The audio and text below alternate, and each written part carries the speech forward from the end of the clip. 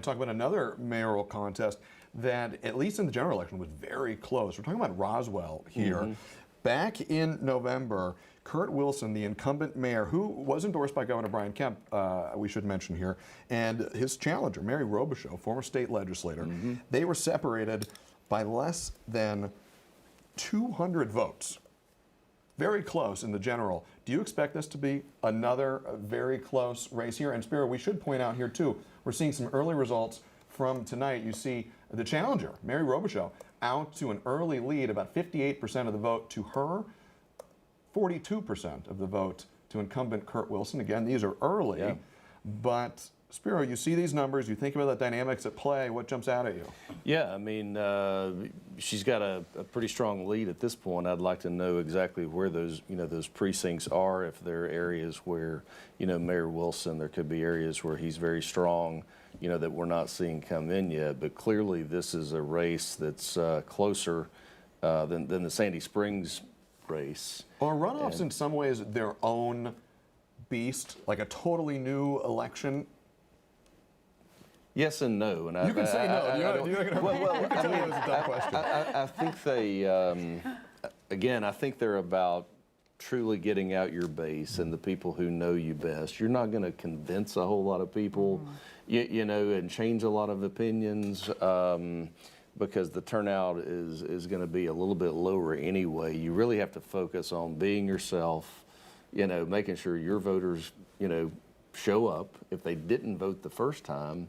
And I think with this past election, you may have had a lot of people who did not vote the first time, and the PSC races could have woken a lot of people, up, the result of that with the attention that it got. You could have seen a lot of Republicans say, oh, wait a minute, I do need to show up and go out and vote.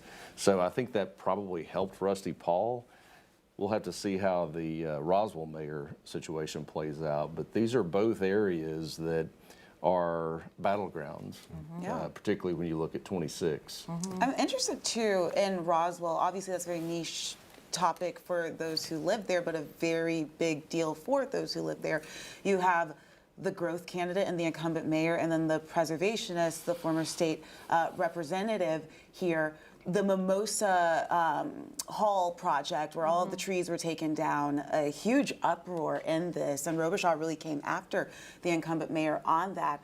I mean, that was, I would say, one of the defining moments for this campaign.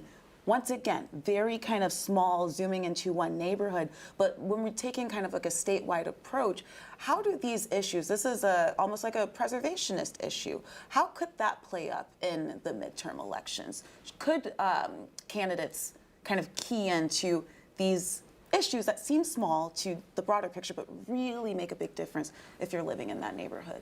I mean, I think it depends on what race, right? But I mean, everybody says politics is local, which is true. Out of my mouth. Yeah. So I mean, I think that there is a chance where people can say, and it might not be specifically on the issue. It might just be the sentiment of, I'm not content, or I'm not happy with the direction that my town is going or my city is going. You're not listening to me. You're not listening to me, and I think that that's where the candidates can come in 2026 and kind of take advantage either one way or another.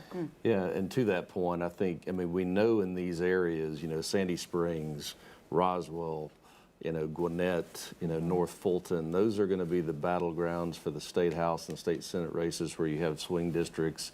And then when you get statewide elections the margins may be very close, those are where these local issues could flip a house seat one way or another, depending on those flashpoints, for example. And it always makes me too wonder, Zach, are the candidates that are running these statewide races, are they paying attention to what issues voters are voting on, such as all the trees that were cut down in Roswell? I would bet, and you guys can correct me if I'm wrong, but I would bet that anybody who's involved in a statewide campaign right now is watching very closely anytime any voter goes to the ballot box. Any iota of data would help, in a big way or a small way, inform strategy going into this pivotal midterm year. Agree, disagree? Agree. I agree with Probably that. watching pretty closely, too. Yes.